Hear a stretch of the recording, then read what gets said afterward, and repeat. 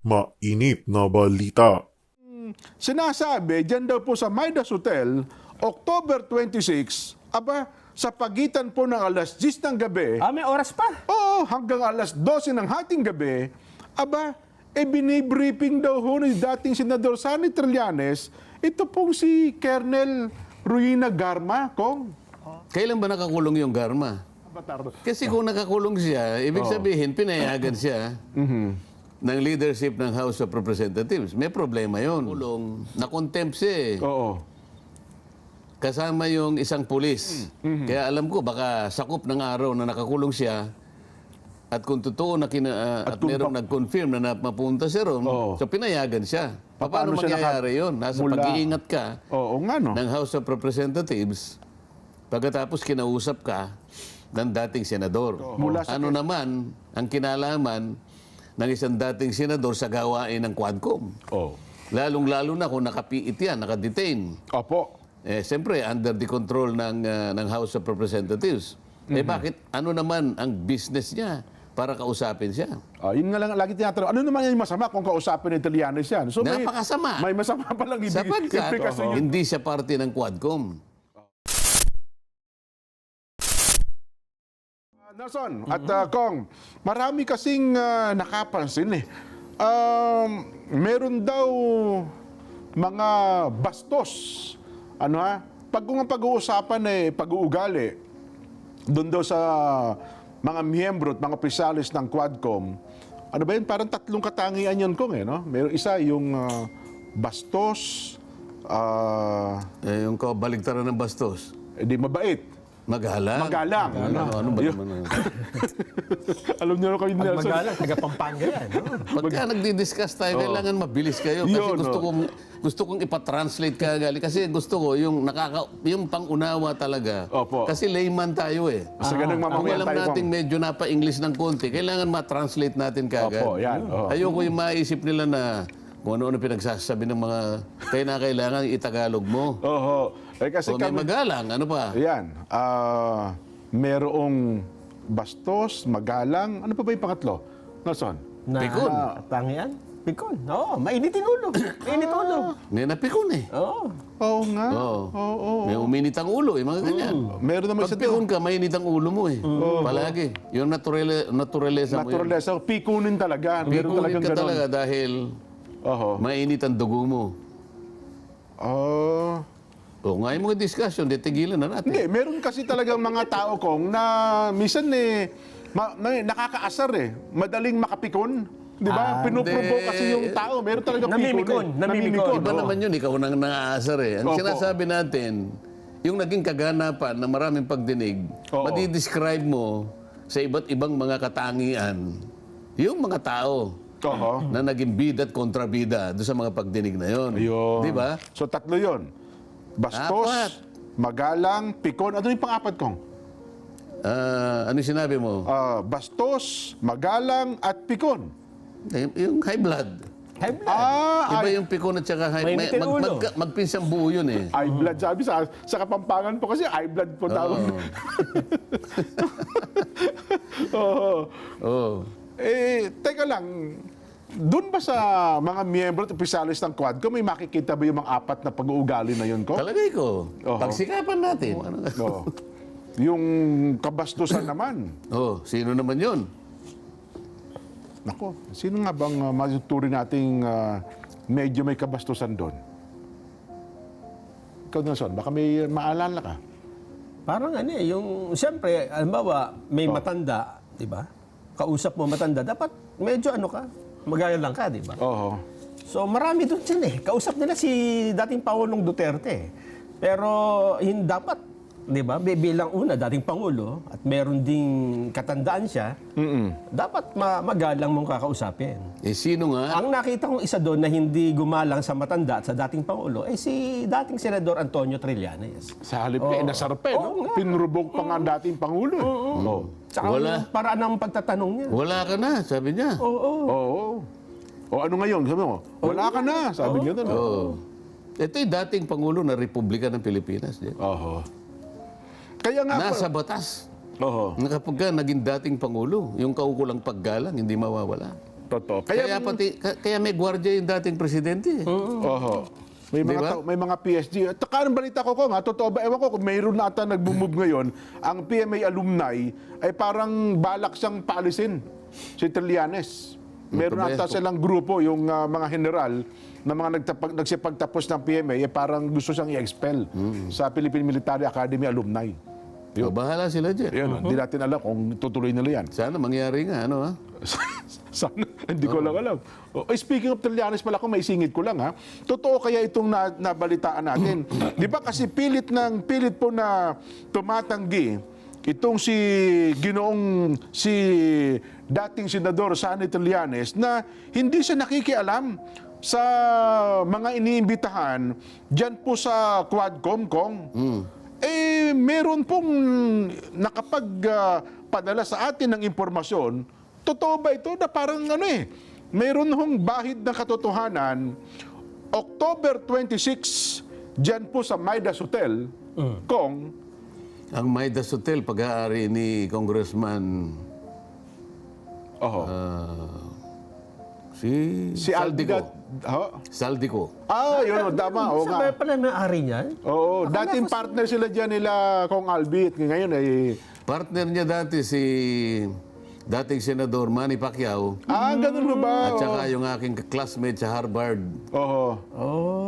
si Mayor Albi Benitez. Opo, oo. Pero parang nagkahiwa-hiwalay na. Ang may-ari na lang si Sabi na ng tama, oo. Congressman Saldico na siya yung ating chairman ng Appropriations Committee. Opo. May nakapagpadala sa atin ng impormasyon eh. Pero teka muna, bago mo ituloy yan. Oo. Lagyan lang natin ng timeline para maintindihan natin mga babayan. Oo. Una, sinabi natin, nakita si Trillanes doon mismo sa Quadcom, di ba? Sa Yung mga unang hearing, di ba? mga chairman's office. Oo. Nakita ko yun doon sa program ninyo eh. Ayun nga. Opo, oo. Nasa Guam ako noon eh. Ganun ho ba? Natatawa ko. Oo. Biglang tumapang itong mga bata ko. Ano kaya nakain? Ang una ko naisip, ano kaya ang nakain nila? Ay, tama kayo. Pagkatas, iniba ko yung sarili ko. Baka wala silang makain. Nakain. Yun na nga po. Alin kaya sa dalawa? Pero yun nga, bibiruin ko sana kayo. Di ba nung pag-uwi ko, tinext kita kagad? Yes. Jen, bakit bigla kayong tumapang? Ganun pala kung pag wala nakain, nag-hallucinate. Nag-hallucinate ko. Kasi ang sabi nila sa atin noon, naku yan katang isip nyo lang yan, di yan totoo. Hallucination nyo lang na si Trillanes na nakikialam dyan sa Quadcom. Oo. Kaya lang, Dito pumutok yun eh. Yun na nga po ko. Oh, anong naging batayan nyo? Yun nga, mabuti nga, nabuksan natin ito eh. Ayun na nga. kasi dun sa mukhang- una ko, hindi ka naman makakalagpas sa una, CCTV ng Congress. Oo. May mga tao makakakita sa'yo. Kahit idininayin niya noon yan, Paano nyo nakuha yung Alam niyo naman tayo ko. CCTV? meron kaming, May mga, siyempre naman. may mga kaibigan tayo dyan sa Talagang mga... may connection pala kayo. May Ano? intelligence tayo eh. Oh, so, base sa CCTV, Oho. ano yung napatunayan doon? Mukhang siya ang nagbibigay ng mga command. Ganito, ganyan, Hindi, ganyan. sa CCTV, ano yung nakita doon? Ikwento ninyo Na para...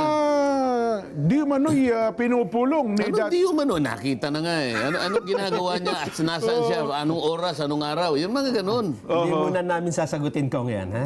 Dahil yan eh, sensitibo. Baka mapahamak yung ating Pero, nung pumunta si Pangulong Duterte, parang inamin na niya dyan, di ba? Oho. Kasi personal na pilitan siyang pumunta. Oho. Di ba? At sabi dati, hindi siya nakikialam kasi yung pag-uusapan niya, ICC pala niya. Yun nga. Ngayon, nainamin pala talaga siyang may koneksyon. Nung natanong siya, di ba? Oo, may Ito connection. bago. Ito naman. Ay, ang pasabog mo ngayon. Oo. Dahil sa tayo nag-hallucinate. Sabi nga ni Executive Secretary, hallucination nyo lamang yan. Bunga. Siguro nga, nag-hallucinate siguro. Kasi ang sinasabi, dyan daw po sa Midas Hotel, October 26, sa pagitan po ng alas 10 ng gabi, May oras pa. hanggang alas 12 ng hating gabi, binibriefing daw ho ni dating Senador Sonny Trillanes, ito pong si Colonel Ruina Garma, Kong. Wala ba kayong CCTV na ipakikita na yung araw na yun, pumasok yung dalawang katauhan na yun doon sa Midas Hotel? Yun ang... Para mapagtibay natin. Oho. Yun ang- Mahirap yung nag-aakusa tayo, pero baka naman hindi. Baka nga po hindi. Ako naman siguro kung nasabi ko, baka nag-hallucinate lang siguro. Yun makapagbigay sa atin ng impormasyon. At nung sumunod na araw, meron pa siyang isang binibriefing daw eh. Na isang Hindi, huwag natin sabihin na nag-hallucinate yung ano. Oho, ako po. Ako Kayo lang ang pero yung ano, baka naman kumpleto sa pagkain yun. Ay, baka nga po, yun Kaya ang baka sa atin tama na impormasyon. Baka totoo yung sinabi niya sa'yo. Oho. Yun nga po. Hindi ko na, sa next time ko na babanggitin kung sino yung pangalawang kanyang So, binibriefing. dalawang tao yung nagbigay ng impormasyon. October 26 at saka 27, Midas Hotel, pagitan po ng Magkasunod alas na 10. araw. Yes po, alas 10 ng gabi hanggang Parehong oras, gano'n? mga ganun ba po, nasa pagitan ng ganung oras ko. Oh. siguro itatanong nila, ano namang masama? Bagay, wala nga siguro namang masama yan. No? Kung binibriefing na naman pala niya. Kung sino man na binibriefing niya doon. Sino nagsabing anong masama? Kasi yun yung tanong ng Yun ang ilang malimit vlogger sa atin na mga no? vlogger. Ano namang masama kung nagtuturo si Trillanes? Ano namang masama kung... Nandun siya sa hearing. sa hearing na yun. Hindi naman umaten doon, di ba? Lahat naman niya, welcome doon. Ako nga niya, nandun din ako. Hindi lang ako nakikialam sa Hindi, noong hearing. October 27, 28 ba yan sinasabi? 26-27, Kong. Kailan ba nakakulong yung Garma? Kailan ba siya na... Pakicheck nga sa avatar. Kasi kung nakakulong siya, ibig sabihin, pinayagan siya ng leadership ng House of Representatives. May problema yon, di ba? Oo nga, no, kasi nakakontempt Tingnan sa niyo doon muna sana. kung anong araw na nakakulong, nakontempt siya eh. Oo. Kasama yung isang pulis na nakontempt. Opo. Matagal yung araw na yon kasi meron silang rekomendasyon na hindi 10 days, kung hindi kanya hanggang sa matapos yung pagdinig. Kaya alam ko, baka sakop ng araw na nakakulong siya at kung totoo na at merong nag-confirm na mapunta siya ron, so pinayagan siya. Paano siya mangyayari yun? Nasa mula- pag-iingat ka Oo nga, no. ng House of Representatives, pagkatapos kinausap ka ng dating senador. Mula sa Quezon City, napunta ng Pasay. Kasi ang Midas ay nasa Pasay Kong eh. Oo. Di ba? Ay, napakabigat ng implikasyon yan. Oho. Makikita mo na dyan ang sari-saring mga espekulasyon dyan. Oho. Ano naman ang kinalaman ng isang dating senador sa gawain ng Quadcom? Oh. Lalong-lalo na kung nakapiit yan, nakadetain. Opo. Siyempre, under the control ng House of Representatives.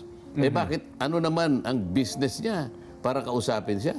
Yun nga lang lagi tinatanong. Ano naman yung masama kung kausapin ni Trillanes yan? So Napakasama. May masama palang Sapagkat- implikasyon yun, Kong. Sapagkat walang negosyo si Trillanes. Oho. Hindi siya parte ng Quadcom. Oh. Lalong-lalo na, si Trillanes, alam naman natin at umamin naman siya, isa siya sa kinasusuklaman ng dating Pangulo. Oho. At siya rin naman, suklam na suklam din sa ating Pangulo. Totoo. Isa siya doon sa mga bastos. Bakit kamo? Oo. Balikan natin Sinabi yung niya, usap yan. Duterte ka niya, di ba? Oho. Ikaw ba naman sabihan kita ng Subarjaga? Medyo offending Medyo talaga. magdaramdam Opo, ka oo. naman. Dating Pangulo po ito eh. Oho. Meron pang isang bastos doon, yung Arlene Brosas. Duterte, sabi niya rin. Oo. Mr. Che, sinabi po ni Duterte. Tsaka yung Franz Castro ko, ngayon yung tawagin presidente. Hindi, isa medyo na ano ko pa rin, ganun ba? Yung dalawang nakita ko na diretso. Oho. Mr. Chair, dito po sinabi ni Duterte, mga ganun eh. Oho. Mundi 4-5 beses, ganun din yung Trillanes. Dito makikita mo ang kabastusan ng isang Pilipino. Kailangan ilitaw natin. Yun na nga. Para sa ganun makita natin, evaluate natin. Ano ba yung Quadcom? Sapagkat yung buong pangyayari, pati katangian ng mga tao na bumubuo ng Quadcom at lahat ng miyembro nito na kinakailangan linawin natin sa liwanag ng mga pangyayari. Anong klase ba Oho. ang ipinakitang nilang mga katangian?